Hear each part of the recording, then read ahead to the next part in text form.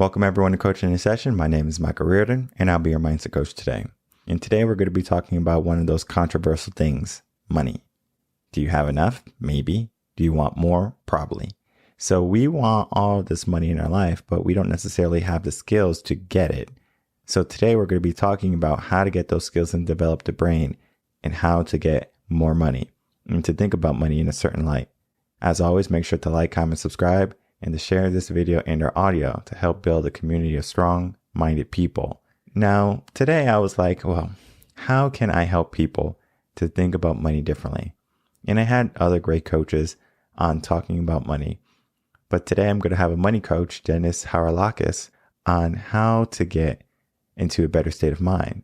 Because there's many things that money teaches us, and it's all mostly on a subconscious level. Do we have enough of it? Do we need more of it? And though many people think that they get their money from working at 9 to 5, that can be farthest from the truth. Because there's other ways that you can get money. It's just that what our parents did is typically what we are going to be gravitating toward. And yes, you might get to a job working at 9 to 5, and you might hate it and you say, I need to change. So that's when you start to check up money books and finance books, and you learn about passive income. You learn about investing, saving. You learn about all of these things that you never learned when you were younger. So Denis and I actually unpacked that whole conversation and how to help people get into a better mindset with money at an early age. So if you're a parent, must watch episode. If you're younger, you're going to want to watch this too, because this is going to help you realize that the money that you're getting for allowance or for chores or whatever it be, your birthday, you can use that money in a certain way that is going to work for you at any age, and not just work for you in the sense of compounding, becoming more, but in the future, how you view money, meaning that's going to mitigate stress, anxiety, hardship.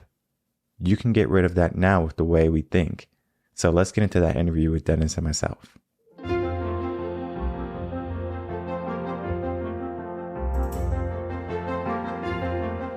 Welcome, Denis Harhalakis, to Coaching Session. How are you doing today?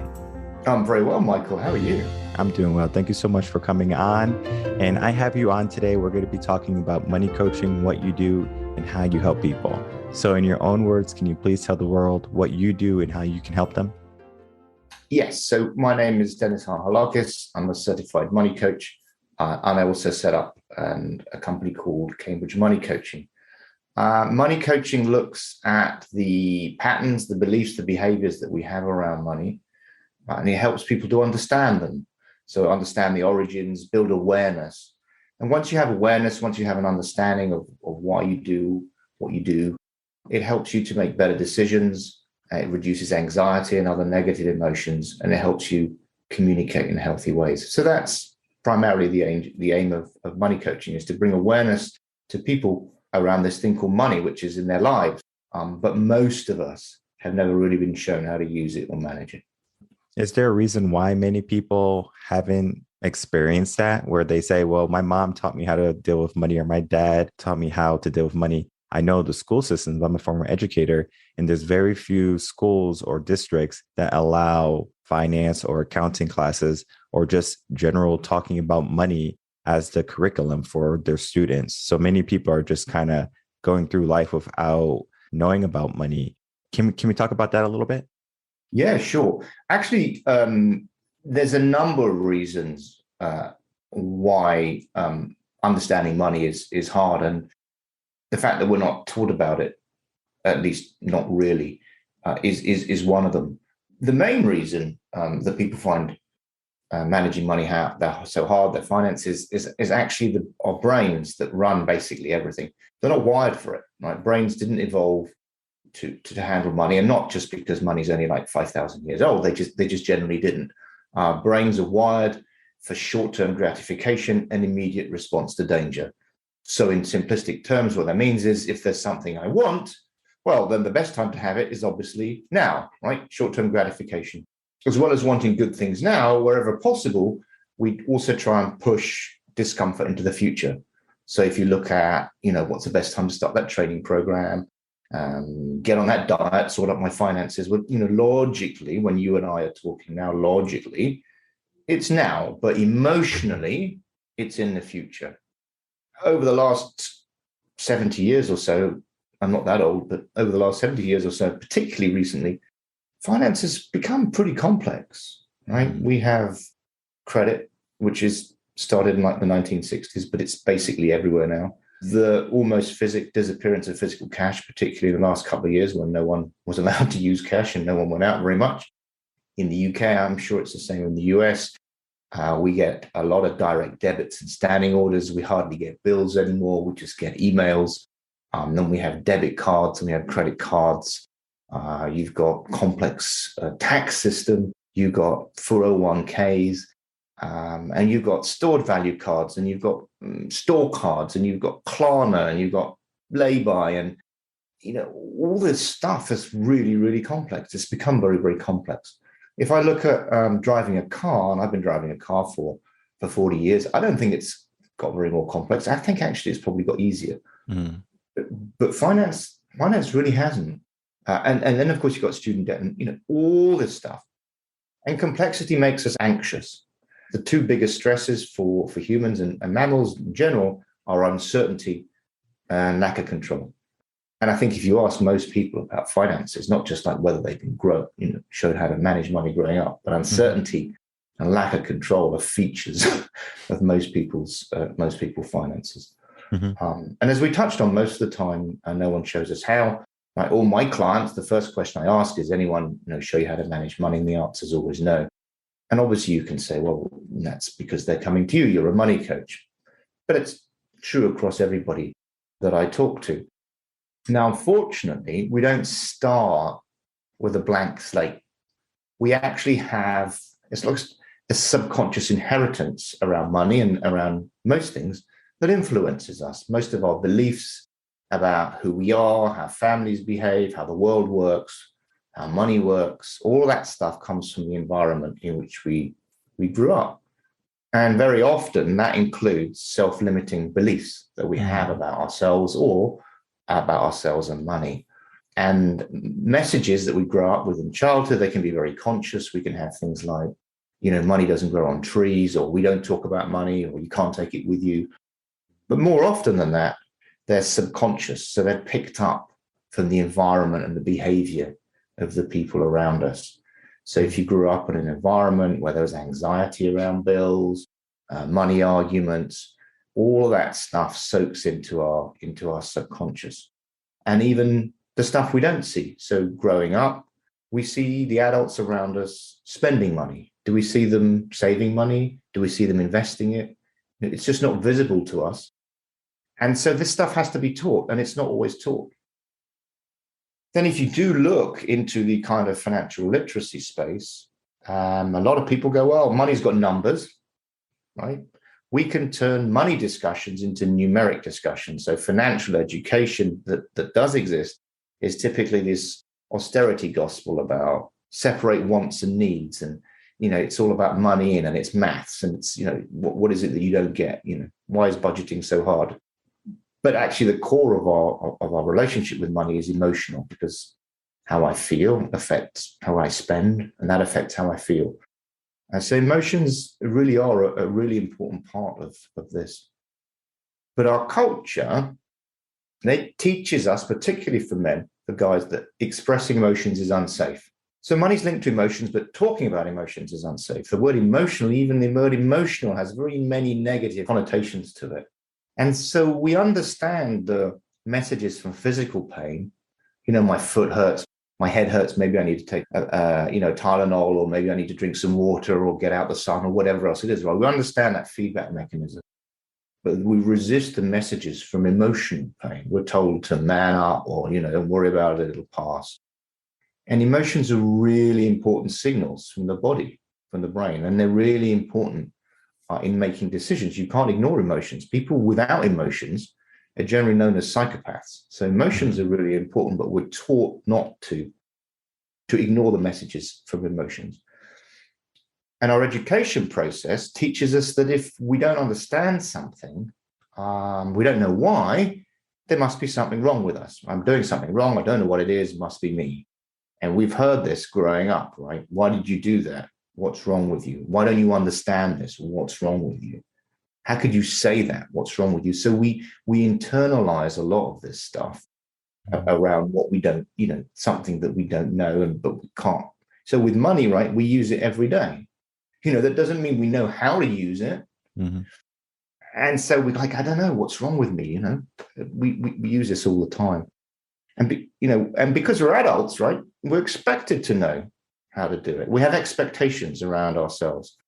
So yeah, money is a core survival need. It's really important because it buys food, shelter, sex, social acceptance, all those things that are really important to us at a survival level, things that trigger us. And that means that it's very tied in to our reactive systems, the fight and flight, those irrational parts in the brain. Just to wrap it up, right? We have this thing that's central to our lives that no one shows us how to manage, that we misunderstand, but we don't talk about because there's this culture of silence.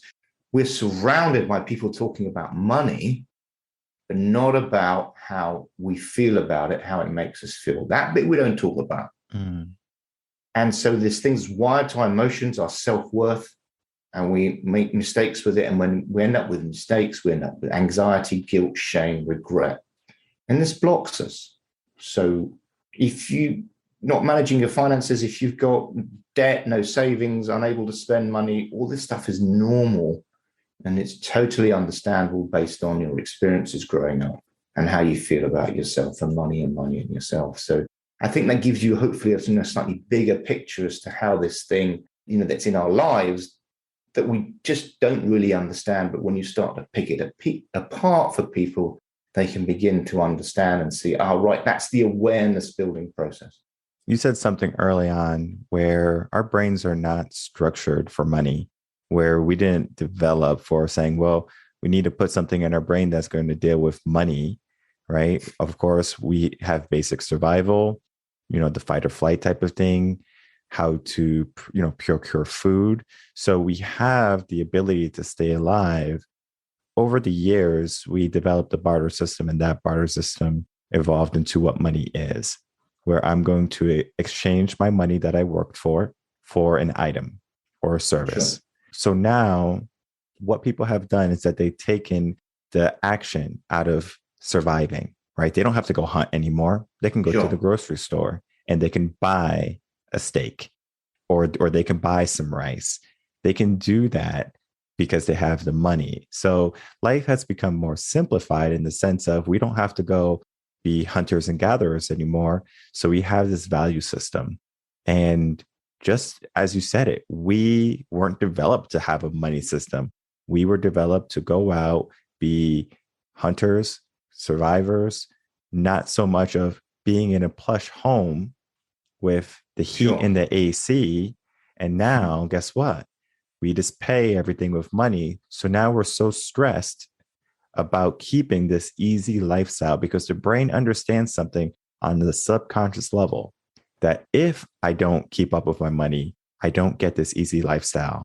I'm going to be out in the environment, the hot sun, the cold winters. I'm going to have to hunt for my food. And that is more work than just going to the grocery store and picking up your items.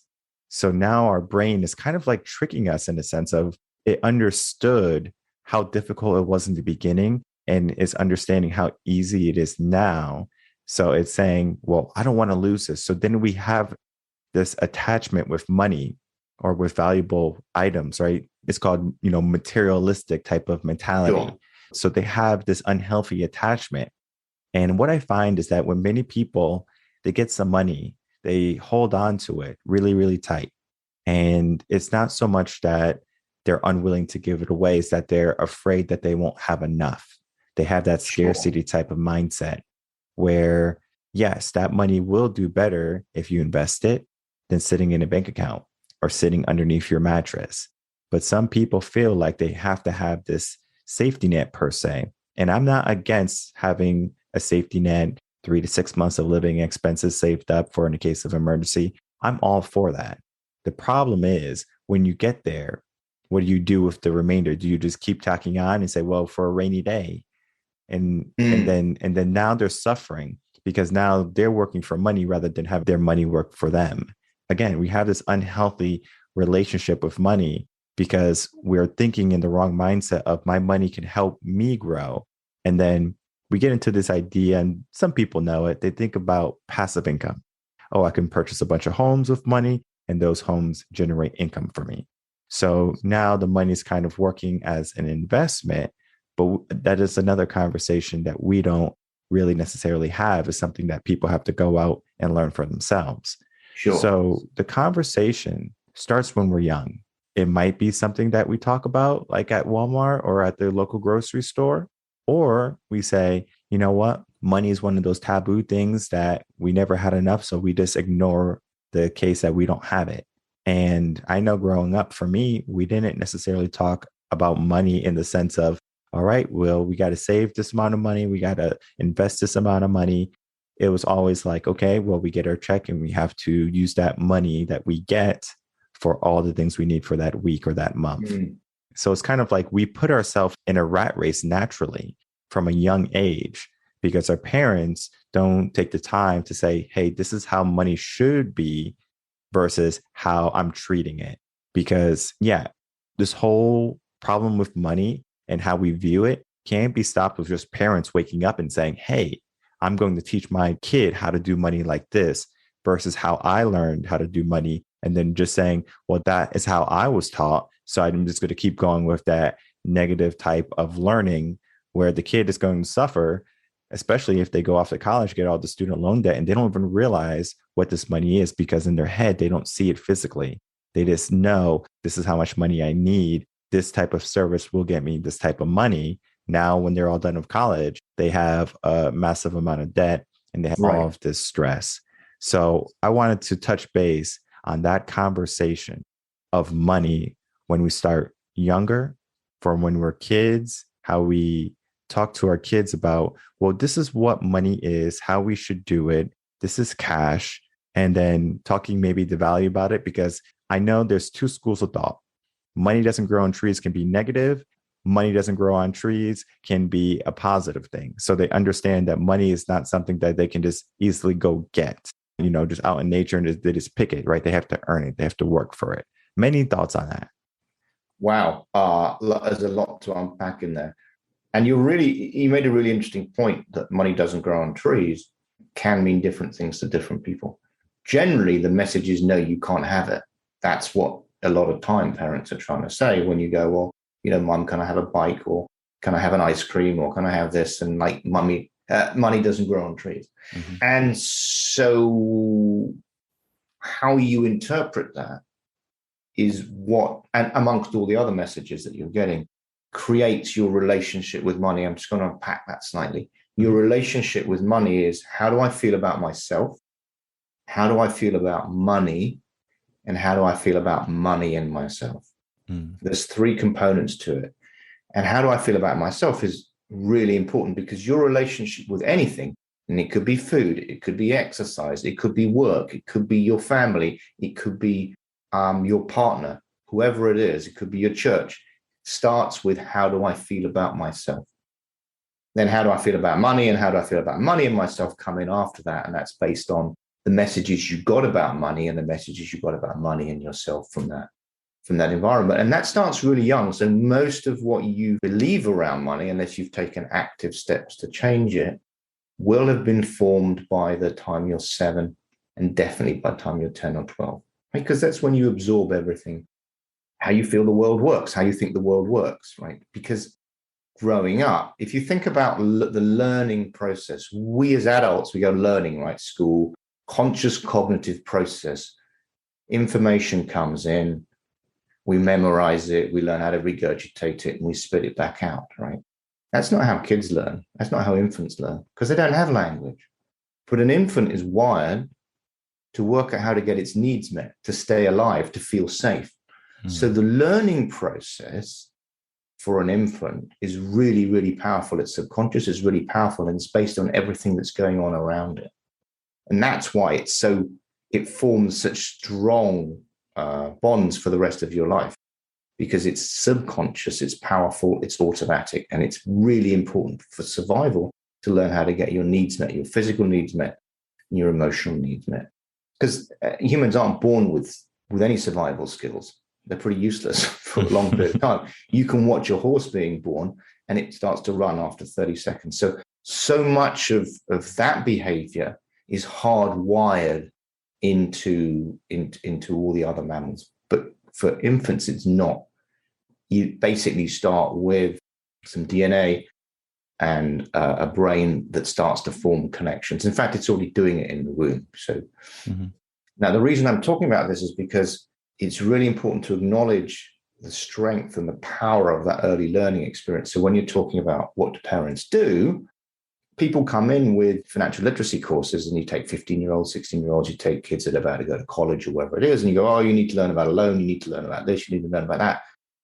It's like saying to them, oh, you need to learn about healthy eating, 5 fruits a day, If you spent the last 16 years of your life growing up in a home where most people are eating, well, however they're eating, right? I don't want to sound judgmental. Maybe they're eating buckets, maybe they're not eating buckets. That is going to form your view. It doesn't matter what logical, financial education is appealing to the logical part of the brain, but it's the emotional part of the brain that runs all of those relationships, the relationship with food, money, sex, all of that stuff ourselves. So where I'm going with this is that, and I do run webinars and courses for teaching parents how to raise financially capable children, which is kind of what you wanted to ask.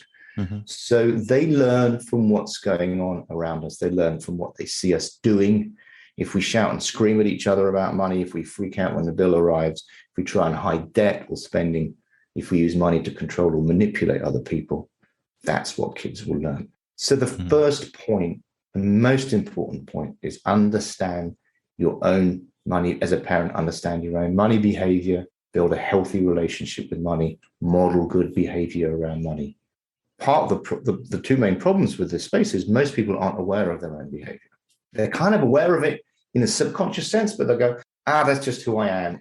And then you get, because everybody comes out of childhood with a unique relationship with money, you can have siblings, twins, triplets, they can all be different around money. So the chances of you having a relationship with a partner who has the same think about money is pretty small. Because we don't talk about it. We don't sit down and go, right, how do you think about money? What's your relationship with money? Let's make sure we're compatible before we get into a relationship, before we have kids, before we settle down. We don't talk about this stuff. And this stuff we kind of find out. And then we end up in this kind of dance with the other person where we're going like, I don't understand why you do that.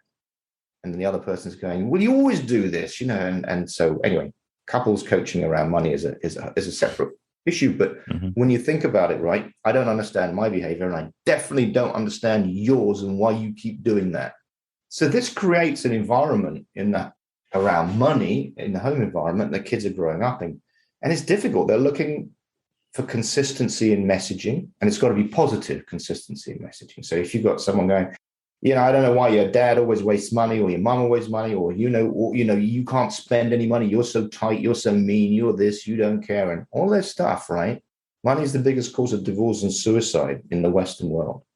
So all of this is leaking out into the money space around in the environment which we go around up in. So understand your own money story. And model good behavior, get aligned with your partner. Doesn't mean you have to agree, but just get aligned around what behavior you're going to model in front of your children, because that's what they're going to copy. You want your children to make considered decisions around purchasing stuff, but you're wandering into Target and going, what's the biggest TV you got? Give it to me now. No judgment, but what I'm saying is that's what your kids are going to do. So you want them to do something different. You want them to be charitable. You want them to make long-term considered decisions. You got to model that, right? Because that is the learning process that your kids are going through. It's not a logic-based learning process. It's a how do I learn from what's going on around me based process. So that's the first and most important thing. Because if you model good behaviors, then okay, that's what your kids will pick up on. You need to model good behaviors around doing chores, right? You're part of a family. There's stuff that needs to be done as a family. Make your bed, or clearing up after the table, taking the trash out, walking the dog. And there's a whole bunch of stuff. Depends where you live and how you live, but essentially there's a whole bunch of stuff that goes on around being a family. And that's kind of related to building a work ethic. A work ethic is about doing something well because of it, and not because you're being paid for it, because in itself, it's an important task to do. It has an intrinsic value. And that means if you want your kids to do things well, you've got to do it yourself too, right? It means that if your wife says, or your partner says to you, honey, can you clean the dishes up? You don't go, forget it, make the kids do it. Or, you have to model that behavior. So building chores is important. And where a lot of people come unstuck in this is this concept of paying kids to do things that should be part of a family. They go, okay, if you make your bed, if you do this, if you do that, the other, I'll give you money for that. Now, I understand why people do that, and it's meant with the best intentions, but it creates problems, because what do you do if the kid doesn't tidy up the floor or make the bed, or you take money away from them? So then you end up in a situation where you're using money as a tool of control. So what's that teaching kids? So there's a paradox around this: building, doing chores, doing stuff that's important to do, and yet what do you do with kids? So you have to take money out of it. Otherwise, money gets associated, as I said, with control. It gets associated with punishment. It gets associated with all negative activities. Now, you can say that there's certain things that I'll pay you for. So maybe you wash the car. I'll pay you to wash the car. That's fine, right? If you don't want to do it yourself, or you pay someone else to do it, that's okay, right? But understand that if you want your kids to learn about delayed gratification, if you want your kids to learn about doing jobs well because they're part of the family, part of responsibility, part of building a work ethic, then take money out of it. Money is like allowances, pocket money, stuff like that, is a financial literacy tool, right? And that's why I think it's challenging when people pay kids to pass exams. Now, just imagine you have two kids, one who's really good and one who really isn't. What happens there? Do you give them the same amount of money if they pass exams or not? Do you it's very easy to see how this thing spirals out of control. Do they go, oh, well, actually, Marvin's dad gives him, $10 for everything, every grade. So you end up in this whole world of pain, I think, quite frankly, and confusing money with love, confusing money with doing things intrinsically. So just a couple of things to watch out for. Giving allowances is the best financial literacy tool there is, because what you're trying to do is you're trying to get kids to learn how to handle money. And they can't do it if you don't give them money to do it. Now, it's not free money, right? It's like me saying to you, hey, Michael, I'm going to teach you how to ride a bike by giving you a lecture on momentum. You have to give someone a bike, and you have to let them go, and you have to let go of the seat, and you have to get them off to learn their own mistakes. So with financial literacy, teaching kids financial literacy is saying, okay, I'm going to give you some money, and you're going to learn how to use money. Now, this is not extra money, right? We're going to say, okay, what do you spend on sweets, clothes, whatever it is? It's not exact science. It doesn't really matter. The processes of saying, being fair and being open and going, okay, so you spend $10 a week on sweets. I'm not going to buy you sweets anymore. Here's your $10. Now go out and learn how to handle that, learn how to manage it, right? And then you have to let them go, because the kids, right? If you give kids a chocolate bar, some of them are going to eat the whole thing and some of them won't. But eventually they'll find out what works for them. Now, because it's money, we get paranoid. We go like, oh my God, she spent the $10 all in one go. She's going to be like ruined for life. We've got to stop this experiment. This is terrible. We're teaching her all the wrong things. No. What you have to let them try, and you have to let them make mistakes, because that's how we learn. If you don't, right? If you don't do that, and you're going to take, what's the average age that kids go to college when they leave home and they go to college? 18. 18, right? So you're going to try and teach an 18-year-old how to manage a budget? That ain't going to work, right? But if you've started at 7 or 8 or 9 or whenever it is, and they've learned how to save money, or they've learned how to manage it, and they've learned, and then you move from weekly, you move to monthly, and they've learned how to take like $20 and make it last a month. Then they're ready to go to college when they give them a large sum of money, or large sum of debt, I should say. And then they've got to learn how to manage it. That is not the time, with everything else that's going on and all the social pressure to go out and hang out, for kids to learn how to do budgeting. Not at 18. That's not the right time to do it. So you need to do it earlier. You need to step back from judgment around spending decisions. You need to let them go. Because if you keep telling them why you're wasting money on all that crap, what's the message there? The message is like, I don't trust you to make good decisions. You're not making good decisions. What's wrong with you? We move back into that shame and guilt around my decision-making process, my spending. And then we move back into how do I feel about myself and how do I feel about myself and money? So just step back. If you want to control the spending decisions, let's say it's clothes or let's say it's makeup, whatever it is, don't give them the money for it. Let them have the ability to learn how to spend and make spending decisions when they're at an age when mistakes can be corrected, when lessons can be learned, and there's no big sums of money involved. And part of this is showing them how to save. So if you're giving your kid $5 a week, for example, to make the maths easier, you give them $4 and you give them another dollar and you put into a savings pot. And you talk about why savings is important and what that savings pot is for. And maybe, you give them a little bit of interest. So if they can save a certain amount of money, then you give them a little, maybe give them $1, right? Because they're not earning any interest in piggy banks.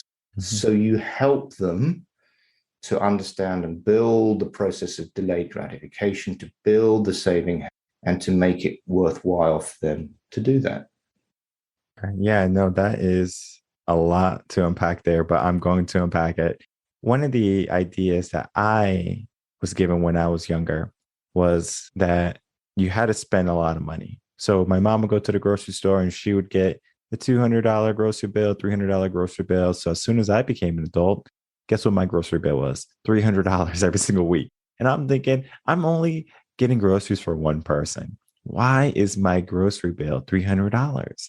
And it was just subconsciously me looking at my mom, how she went shopping. And then I said, I have to mimic that. So I would go to the grocery store and spend $300. And I was already pretty good with money. And I knew how to do credit cards, accounting, balancing, everything. Like that wasn't the problem. The problem was I didn't have a good relationship with shopping because I just saw what she did, her routine, her habits, and I just made it my own. And it wasn't until I said, something is wrong with this, where I can be getting the groceries I need and not getting the things I don't need per se, because I'm also buying the junk food that she would buy. Oh yeah, I remember my mom, she bought chips. This is what I'm supposed to do, buy some chips. And then, oh yeah, she got some ice cream too, just in case. I got some ice cream too, just in case.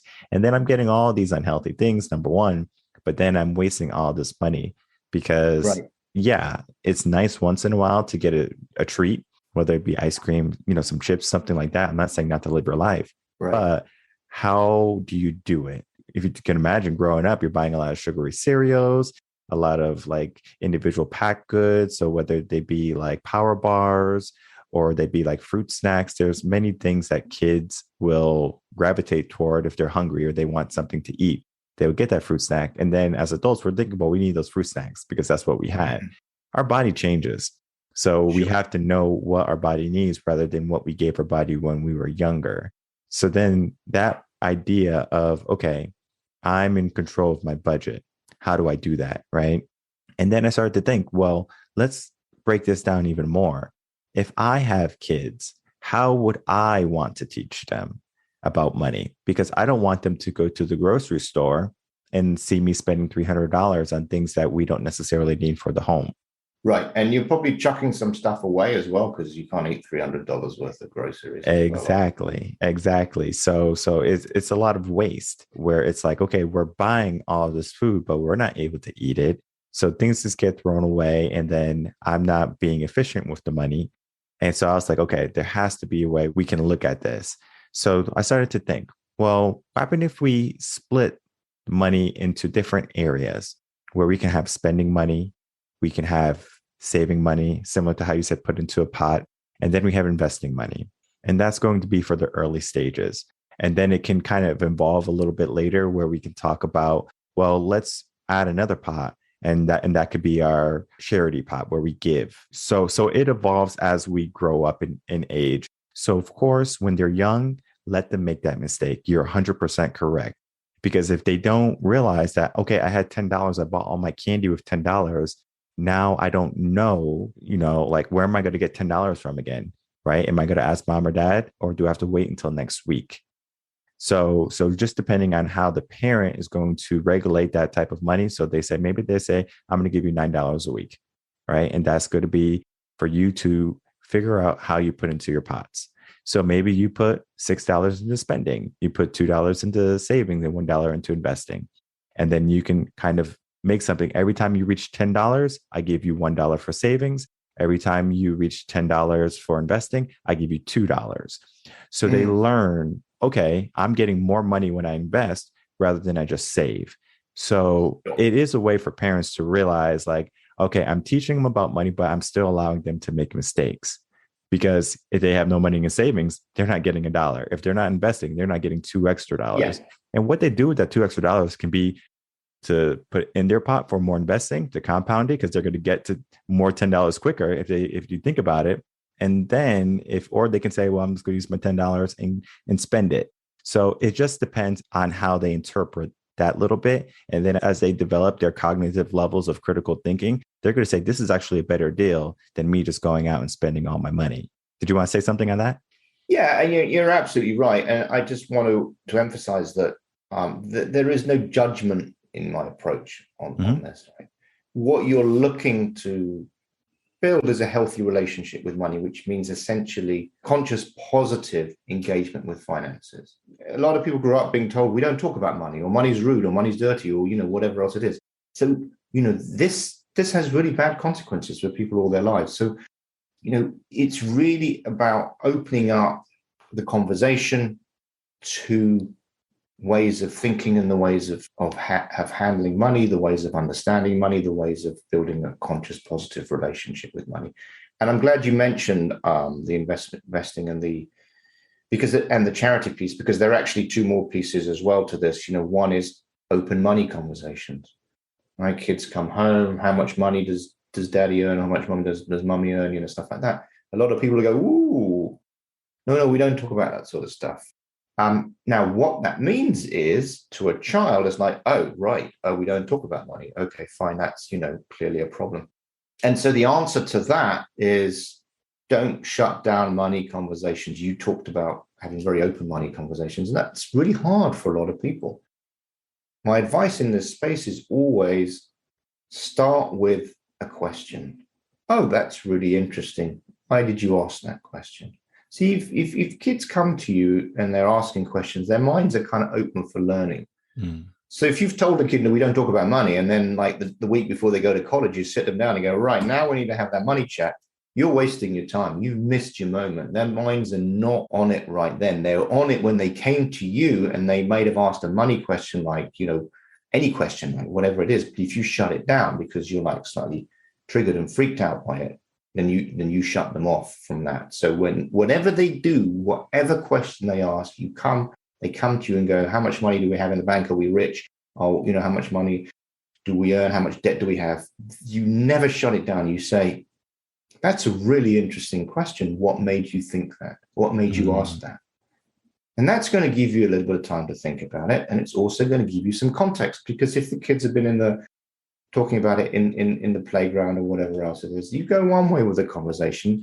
Maybe the kid has a friend whose dad just died or lost his job or whatever it is. And they're looking for reassurance from you because they've just had a friend go through a really scary and unpleasant experience. And if you go, oh no, we don't talk about money, you've just lost them then and there, right? And so never shut down money conversations. Always look for a way to have greater context and understanding, and then just go exploring with it. And what blocks us is because we didn't have those conversations growing up, or maybe the kids will come home and you go, hey, we should be investing in crypto now. The answer is still the same. That's really interesting. What made you think that? Not like, don't be an idiot, or whatever, crypto's a Ponzi scheme or crypto's ridiculous, whatever it is. What you're doing is you're punishing a child for asking questions around money. And that's really bad. So if you don't know something, and that's okay, right? Well, there's a whole bunch of stuff we don't know about a whole bunch of stuff. Mm-hmm. What you do is you go on a journey of exploration with your child and you go, crypto, that's really interesting. Why did you ask that question? What have you heard about it? And then you go, well, I don't know very much about this. Let's go and explore this together. So you're modeling a few things there. One is how to respond, how to talk about money, how to learn with your child, all sorts of positive behaviors that you want your child. You don't want your child to be afraid to ask questions. You don't want your child to be afraid of the learning process. You want your child to embrace lifelong learning, and you can model that as a parent. And so this thing with money is like, we have all this stuff from our childhood and our own fears and guilt and shame that we carry around it. And when people raise that, when our kids raise that, that's the first thing that comes out. So you've got to push that to the back and go, that's really interesting. Let's talk about that. And you've taken it a step further, which is really beautiful. And you've talked about, pots for investing, pots for growing, rewards for all of that. I think one of the best ways to do this is to, if you're going to do that, you can put some money away for kids in a tax-free investment. I don't know what the equivalent is in the US, but you can put $10 a month or something into a really, really low cost ETF. You can use Vanguard ETFs or whatever you've got. And they're really, really cheap. And the platforms are really, really cheap. You just, for kids, and you can show them how that money grows over time. And then when they're 18, they get to take it.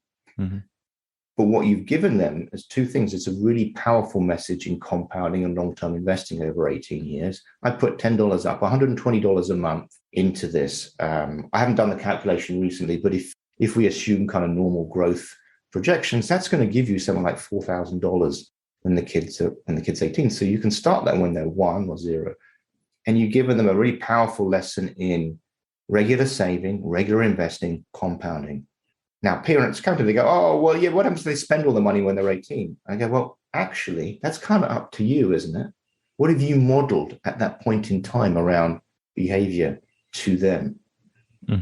That's not a reason not to give them a $10 a month investment if you can afford it, right? And I want to be, very sensitive to a lot of people can't afford this stuff, right? And a lot of people are struggling.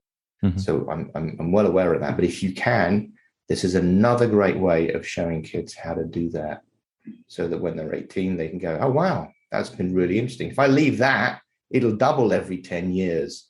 Or if I put more into it, or, what's really important about that is to show that what saving and investing does, whereas what running credit card debt and payday loans doesn't do for you. So you could begin to go, okay, well, you're spending $100 a month on servicing this credit card.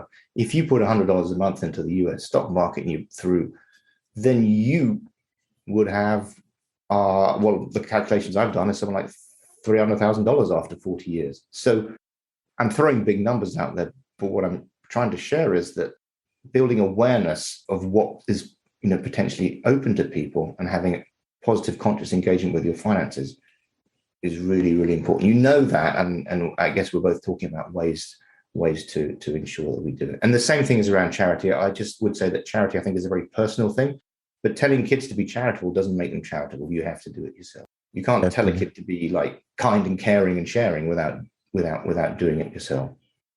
And, this whole conversation about money talk is one of those conversations that many people are going to listen to, and they're going to say, I wish I had this conversation when I was younger. Everybody.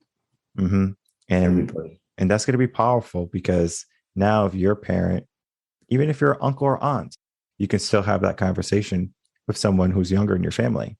You can, yeah, absolutely. Use this if you have a child and you're like going, oh God, this is freaking me out. I wish my mom had told me, I wish my parents had told me this, but now I've got all this anxiety and guilt. Use this as your lever to go on a journey with your child on this process of going, okay, fine. This is really important for them to learn how to do well. I didn't do so well myself, and that's okay, right? The reason I started with that whole thing about why is managing money so hard is because you need to start this process with self-compassion and self-forgiveness. Right? we beat ourselves up because we don't do something well that no one showed us how. It's not your fault. Most of those decisions you did not make. No one chooses to be guilty or ashamed or anxious. No one chooses any of this stuff. It just comes up because we weren't shown how to do something. And so don't let that block the next generation. Don't let your anxieties and guilt and shame, regret become their anxieties and guilt and shame and regret. Learn how to move forward. And if you don't know anything about the financial system, there's so much stuff out there. Go on a journey with your child and learn about this stuff. And for parents who would like to, I guess, be more efficient with how they make their child see money, you're going to want to get someone like Denis to kind of guide you along that path too, so you can prepare what you've learned and understood about money. That's what a money coach is necessarily doing. Let's understand how money works, how your money works, how you think about money. It goes so much deeper than, well, let's make a budget. Let's not do this. Let's not do that. Learning the relationship of money is going to not help you, but it's going to help your children too. So that's why I have Denis on, to not just talk about kids, but to talk about how are you using money? Because you have to at some time understand, if I have something incorrect in my learning, let me invest. Let me try to not remain ignorant any longer. And let me do something that's going to be proactive, so I don't keep on with the same negative habits in my whole family. We can end that. It's just that we have to be aware of, okay, I'm using money the wrong way. I'm thinking about money the wrong way. And it's not that you're a bad person. It's not that. It's just that we never learned it. And going back to our initial thing we said, it's not a human instinct. We naturally don't know about money. So we're learning it as we go. And as we go, we realize, okay, we made a lot of mistakes, but we learn and we grow from there.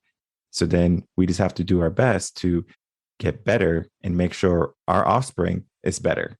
Absolutely. Yeah. I couldn't have put it better myself. So Denis, if you can, please give us a few last words, and then please share with people how they can find you. The few last words are, don't blame yourself.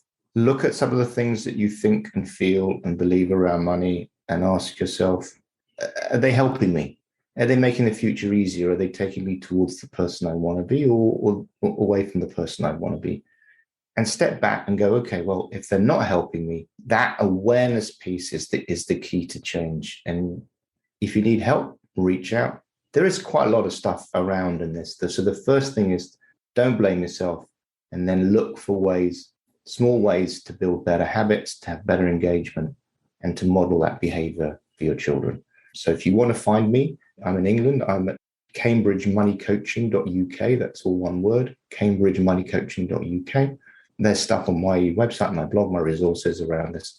There are some great books on understanding money behavior. There's some great books on helping your kids understand money behavior. And so good luck, everybody. It's your chance to change the future for the next generation. And I'm here to help if anyone wants to reach out to me. And I want to thank you so much for coming on, Denis, and sharing your wisdom, your knowledge, your expertise in the whole realm of money coaching.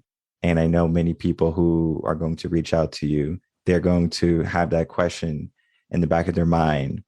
Is this going to help? And the answer is yes, right? Getting more financially literate in your own personal life is going to help you become less stressed, less anxious, and more positive in the sense of, my future is not as bleak as I'm making it seem to be. Because money can be heavy. Stress of credit card debt can be heavy. Yeah. You have to learn how to manage that. And Denis is going to be your guide to help you manage that, to help you on a path where you can get into a better mindset of how we think about money and how you treat and utilize money. So again, thank you so much, Denis Harhalakis, for coming on Coaching the Session. It was a pleasure. Michael, it's a pleasure too. Thank you so much.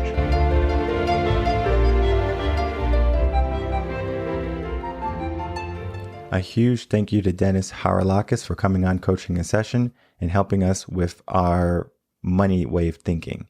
Because getting a money coach might seem like, well, if I'm getting a money coach, I'm just spending money.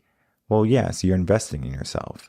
And one of those pots that I was talking about in the episode is investing. And how we invest in ourselves, it doesn't have to be in a stock. It doesn't have to be in an ETF. We can invest in ourselves What skills can we use or what skills can we gain that are going to help us later on in life? And many people fail to invest in themselves. Many people fail to take the chance on creating something more because they're so tight with the money that they don't want to relinquish it in the sense of, if I give this money away, I won't get it back. That's a scarcity type of mindset. We need to start to think more in abundance, having a growth type of mindset. We are going to create more money in our life. We have the ability to do that, right? I am going to be able to get more money. Say that 10 times and you're going to find it is a possibility. What you put forth in this universe is going to come back in some way, shape, or form. So if you're greedy, if you're frugal, your money is going to be doing the same thing. But if you treat money as something, as a resource that's abundant, your money is going to flow in abundance. So learning how to get that mindset, of course, to check out Denis, you can go to revenconcepts.com and you can do the work to get into that type of mindset, because it is a mindset and it is a type of literacy and it is a type of survival mechanism that we have to learn. It's not something that's innate. There's so much to money, more than just the dollar bills or the paycheck we get or the credit cards we use. So let's start to understand about money rather than have money never be understood. My name is Michael Rearden. I'm a mindset coach here in Austin, Texas. If you have any questions, you can email me, coachinginsession@gmail.com, and I will see everyone on the next episode of Coaching in Session. Until then, everyone, take care.